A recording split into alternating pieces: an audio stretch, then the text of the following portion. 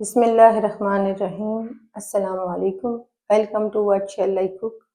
आज हम बना रहे हैं ढाबा स्टाइल दाल माश।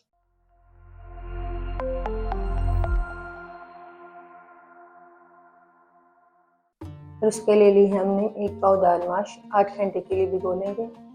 4 मीडियम साइज के टमाटर की प्यूरी, 1 टीस्पून लहसुन क्रश, 1 टेबलस्पून बारीक कटा हुआ अदरक, 2 बारीक कटी हुई हरी मिर्चें, हाफ कप हरा धनिया, हाफ टी स्पून नमक, half teaspoon paprika powder, half teaspoon काली मिर्च पाउडर, हाफ टी स्पून सूखा धनिया पाउडर, हाफ टी स्पून जीरा पाउडर, हाफ टी स्पून गरम मसाला पाउडर, हाफ टी स्पून नमक, हाफ टी स्पून साबुत जीरा, हाफ टी स्पून हल्दी पाउडर, 2 साबुत सुर्ख मिर्चें। दाल को उबालने के लिए सॉसपैन में डालेंगे 2 कप पानी।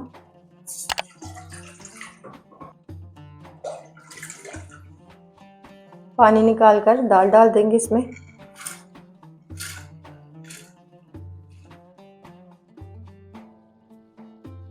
साथ ही इसमें डाल देंगे नमक और हल्दी, मिक्स कर लेंगे और पानी में एक उबाल आने देंगे।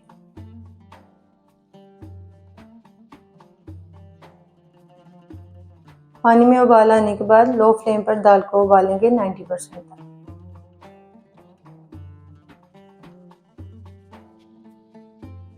दाल को 90% तक उबालने के बाद छान लेंगे। कढ़ाई में डालेंगे half cup cooking oil. Oil को गर्म करने के बाद इसमें डाल देंगे लहसुन। लहसुन को सॉफ्ट होने तक फ्राई करेंगे। फिर इसमें डाल देंगे साबुत जीरा, 2 साबुत सुर्ख मिर्चें, इन्हें भी हल्का सा फ्राई कर लेंगे।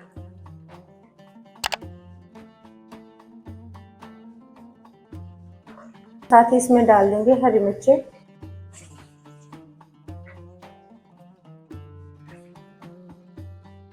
टमाटो प्यूरी डालेंगे, मिक्स करेंगे।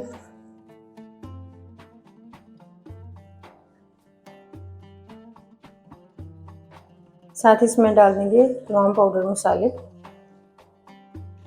मिक्स कर लेंगे। मसाले को 1 से 2 मिनट के लिए भून लेंगे। मसाले को भूनने के बाद इसमें डाल देंगे उबली हुई दाल, बारीक कटा हुआ अदरक डाल देंगे, मिक्स करेंगे।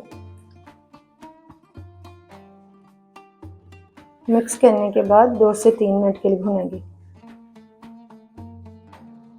दाल को भूनने के बाद इसमें डाल देंगे हरा धनिया, मिक्स कर लेंगे।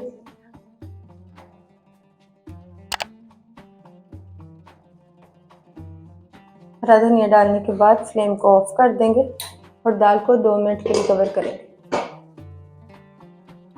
2 मिनट बाद कवर हटाएंगे। अल्हम्दुलिल्लाह ढाबा स्टाइल दाल माश तैयार है।